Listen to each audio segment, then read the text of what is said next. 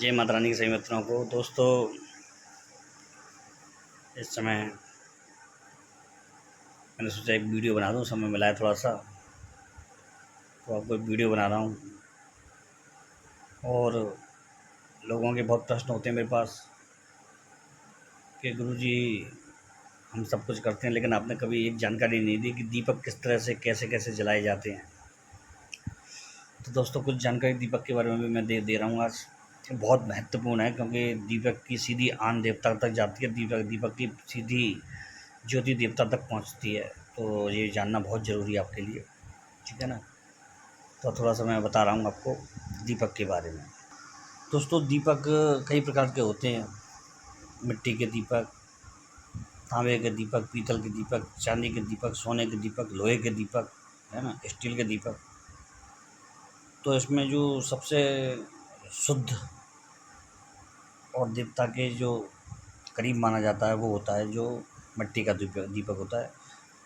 मिट्टी का दीपक पका हुआ, ठीक है ना, और पूरी तरह से पका हुआ नहीं हो, थोड़ा कच्चा हो, हल्का पका हुआ, तो वो दीपक चमत्कारी माना जाता है। और दोस्तों, एक आता है, एक होता है, मतलब लोग बनाते हैं आटे का दीपक, काल भैरव को या किसी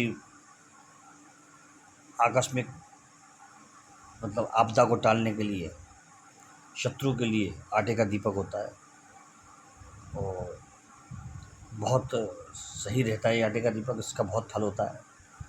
और यदि ग्रह नक्षत्र भारी पड़ रहे हो आपके ऊपर, तो 7 अनाज मिला करके उसका आटा बना करके और फिर दीपक बनाया जाता है, तो वो ग्रह नक्षत्रों की पीड़ा को शांत करता है, ठीक है ना दोस्तों। और दोस्तों, से देवताओं की विशुद्ध सेवा के लिए मिट्टी के दीपक में घी डाल के जलाया जाता है, शुद्ध गाय का घी। उससे सारी शुभ शक्तियाँ, बड़ी शक्तियाँ प्रसन्न होती हैं। और विशुद्ध बड़ी शक्तियों के लिए घी का दीपक होता है, रुई की बत्ती के साथ। और दोस्तों, भैरव बाबा के लिए तिली के तेल का जलता है, तो सरसों के तेल का भी दीपक जलता है। शनि देव के लिए सरसों के तेल का दीपक जलता है। महाकाली की उग्र साधना में सरसों का तेल का दीपक जलता है। हनुमान जी पंचमुखी की उग्र साधना में सरसों के तेल का दीपक जलता है। शत्रु नाश के जो प्रयोग होते हैं उनमें मतलब सरसों का तेल का दीपक जलता है, ठीक है ना। और शमशान भैरव, रुरु भैरव, मतंग भैरव, क्रोध भैरव, इन सब में सरसों का तेल का दीपक जल जाता है और घी का भी जलता है, ठीक है ना। तो ये होते हैं इनके लिए। और शनि की विशेष कृपा प्राप्ति करनी हो तो तिली के तेल का दीपक, ठीक है ना। लक्ष्मी के सावर प्रयोग होते हैं, उसके लिए तिली के तेल का दीपक, ठीक है ना। और हनुमान जी के लिए तिली के तेल का दीपक, भगवान विष्णु के लिए तिली के तेल का दीपक, और भगवान दत्तात्रेय के लिए तिली के तेल का दीपक, ये चलते हैं दोस्तों। और दोस्तों, कोई उम्र का कोई संकट आ रहा हो, आयु का संकट हो, तो महुआ का तेल आता है, ठीक है ना। महुए के तेल का दीपक जलाया जाता है। आयु का संकट हो, उम्र का कोई झंझट दिख रहा हो, दुर्घटना हानि का योग दिख रहा हो, तो महुए के तेल का दीपक आप जलाएं, तो उससे वो दोष होते हैं वो सब कट जाते हैं और शांति होती है, ठीक है ना। और बत्ती आपको जो बनानी चाहिए अपने हाथ से बनानी चाहिए। बाज़ार से बनी हुई बत्तियाँ भी होती हैं, वो नहीं लानी चाहिए, क्योंकि हाथ की बनी हुई बत्ती का प्रभाव ही कुछ अलग होता है और बाज़ार से बाज़ार से लाई हुई बत्ती का प्रभाव ही कुछ अलग होता है। तो ये अंतर होता है दोस्तों। माता काली के लिए आपको अगर दीपक करना हो तो विशेष 3 बत्ती वाला दीपक होता है, सरसों के तेल का या तिली के तेल का। माता काली के मंदिर में किया जाता है वो, बहुत सुंदर मामला होता है इसका। और जो दक्षिणमुखी देवताओं की पूजा आराधना होती है उनमें तिकोना दीपक काम आता है। तिकोने दीपक में 3 बत्तियां रख करके और फिर जलाया जाता है उसे। जैसे दक्षिणमुखी हनुमान है, दक्षिणमुखी कोई भी देवता हो जिसकी मूर्ति स्थापित हो घर मतलब मंदिरों में, और दक्षिण की तरफ मुँह जा रहा हो, तो आप ध्यान रखिएगा, ये चीज़ बहुत अच्छी चीज़ है। और तिकोना दीपक होता है ना दोस्तों, वो उसका तिली के तेल का होना चाहिए, तो वो और भी जल्दी कार्य करता है।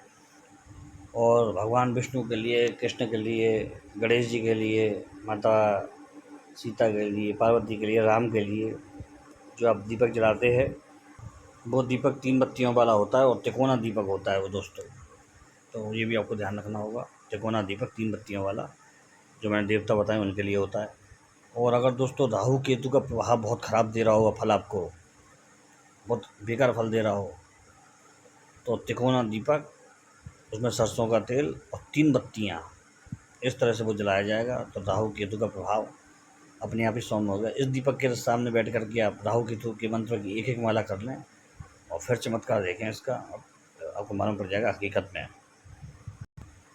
और दोस्तों पंचमुखी दीपक भी होता है, 5 मुख का दीपक भी होता है, ध्यान रखिएगा। एक पंचमुखी हनुमान के लिए, एक भगवान कार्तिकेय के लिए, एक धूम्र गणेश के लिए और एक माता दक्षिण काली के लिए। इनके लिए आप पंचमुखी दीपक कर सकते हैं, बहुत सुंदर, बहुत उत्तम होता है ये।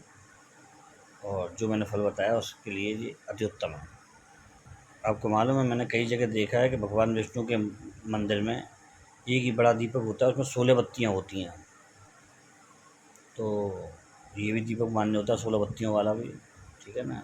और यदि किसी स्थान पर या घरेलू मंदिर में अगर आप पूजा कर रहे हैं, तो आपको जो दीपक लेना चाहिए वो 1, 3, 5 और या फिर 9, 11, बस ऐसे इस तरह से बत्तियाँ होनी चाहिए उसमें। तो आपको चमत्कार उसका दिखेगा ही दिखेगा और पॉजिटिव होगा सब आरती वगैरह उसकी। दीपक में कैसा भी दीपक हो, दीपक में कम से कम इतना तेल डालना चाहिए या घी डालना चाहिए कि कम से कम भी 21 मिनट को जलना चाहिए। दोस्तों नींद आ रही है, आलस आ रहा है। 21 मिनट तक वो दीपक जलना चाहिए, तब जा कर के उसका प्रभाव आपको दिखेगा।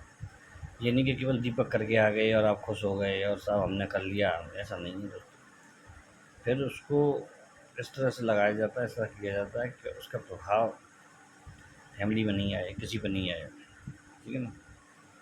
तो दीपकों में ये चीज़ें आप ध्यान रखें इस तरह से। बहुत सौम्य और साधारण और अच्छी जानकारी मैंने आपको दी है। इसको करने का कोई साइड इफ़ेक्ट नहीं है, कोई किसी प्रकार की प्रॉब्लम नहीं है, ठीक है ना।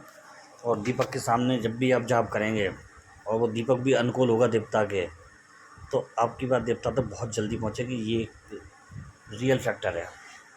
तो आपको इसको सोच करके आगे बढ़ना चाहिए, इसके हिसाब से आपको समझ करके आगे बढ़ना चाहिए। दीपक हमेशा देवता के सीधे हाथ की तरफ रखना चाहिए, ठीक है ना। हाँ, उसे थोड़ा आगे खिसका सकते हैं, बीच में कर सकते हैं, लेकिन अधिकतर सीधे हाथ की तरफ ही देवता का दीपक होता हुआ आता है, जलता है, चाहे कहीं पर भी किसी भी मंदिर में हो। तो ये भी आपको थोड़ा सा ध्यान रखना चाहिए, इसका बहुत प्रभाव होता है दोस्तों, इस चीज़ों का बहुत प्रभाव होता है दोस्तों। तो ये चीज़ें भी आपको समझनी चाहिए। और दोस्तों एक बात और बताऊँ, एक विशेष दीपक बता रहा हूँ काल रात्रि के लिए। काल रात्रि का जो दीपक होता है 7 बत्तियों वाला होता है दोस्तों। और नवरात्रि में जब काल रात्रि का समय चलता है, तो उस दिन अगर 7 बत्तियों वाला दीपक करके आप ओम क्लीम महाकालिकाय नमः मंत्र का जाप करें, जितना ज़्यादा हो सके संभव उतना, तो आप उस दिन खुद ही चमत्कार देख लेंगे कि इन शक्तियों का, सिद्धियों का चमत्कार होता है एक ही दिन में। तो ये आपको चीज़ ध्यान रखनी होगी, ठीक है ना। आगे ध्यान रखेंगे तो आपको खोजना नहीं पड़ेगा उस चीज़ को। चलिए मित्रों, जय श्री राम, जय हनुमान जी महाराज की, जय माता रानी की।